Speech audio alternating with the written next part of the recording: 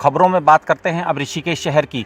बता दें कि तीर्थ नगरी में एक बार फिर इंसानियत शर्मसार होती दिखी है। त्रिवेणी घाट के पास कैंसर पीड़ित एक युवक कई दिनों तक दर्द से तड़पता रहा, मगर किसी भी शख्स ने युवक को अस्पताल पहुंचाना तो दूर, उसकी सुध लेकर पुलिस को बताना तक उचित नहीं समझा।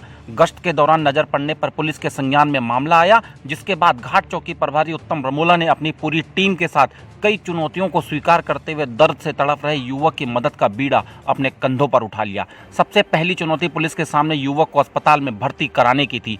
पुलिस जब युवक को लेकर एम्स पहुंची तो कोरोना के कहर का हवाला देकर डॉक्टरों ने कैंसर पीड़ित को भर्ती करने से इनकार कर दिया। यही नहीं, शहर के डॉक्टरों ने युवक के घाव साफ करने तक की जहमत नहीं उठाई, जिसके बाद पुलिस ने डॉक्टर से सलाह कर खुद ही अपने हाथों से दर्द झेल रहे युवक के घाव साफ किए। एम्स के डॉक्टर ने दवाई लिखवाकर पीड़ित को देनी शुरू की, उसके लिए रहने की व्यवस्था भी करी। अब सामाजिक संस्था हेल्पिंग हैंड के सहयोग से पुलिस ने कैंसर पीड़ित युवक को रायवाला स्थित गंगा प्रेम अस्पताल में भर्ती कराया है, जहां डॉक्टरों ने इलाज शुरू कर पीड़ित को दर्द से कुछ हद तक राहत दे दी है। घाट के पास में एक युवक बेंच पे लेटा हुआ मिला। पास जाके देखा तो उसके चेहरे पे बहुत गहरा घाव हो रखा था, जिसमें मक्खियाँ भिन भिन आ रही थी। तो हमने उससे पूछा कि ये तुम यहाँ पे क्यों लेटे हो? तो उसने बताया कि सर ये मुझे कैंसर है और अंतिम स्टेज का है। बड़ी मुश्किल से वो बता पा रहा था। अपनी घाट परिसर में ही अपनी पुरानी चौकी है, क्योंकि घाव में काफ़ी मक्खियाँ भिन भिन आ रही थी, तो पंखे वंखे की व्यवस्था की गई।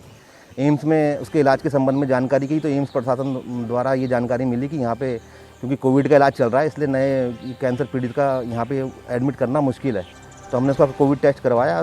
कोविड टेस्ट में उसका नेगेटिव निकलने पे कल उसको हमने जो है गंगा प्रेम हॉस्पिटल गौरी माफी रायवाला में एडमिट करवा दिया गया, जहाँ उसका इलाज चल रहा है। सबसे पहली चुनौती तो ये थी कि उसके गाल में दाहिनी तरफ काफ़ी गहरा जख्म था। वो खाने पीने से भी मोहताज था। उसको जो भी डाइट थी लिक्विड के रूप में देनी थी और जख्म से खून बहने लगा था, जिसमें कीड़े पड़ गए थे।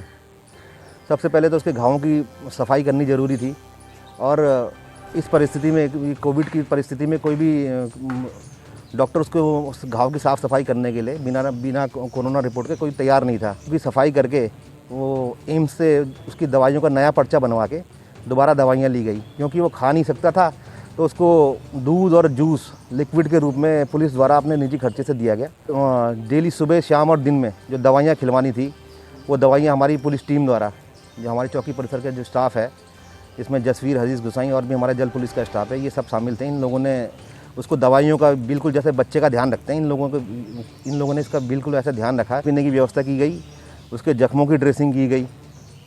उसके बाद जो है प्रयास किया गया कि उसको किसी तरीके से हॉस्पिटल में एडमिट मिला और उसको जो दर्द हो रहा था, उस दर्द से उसे निजात मिल सके।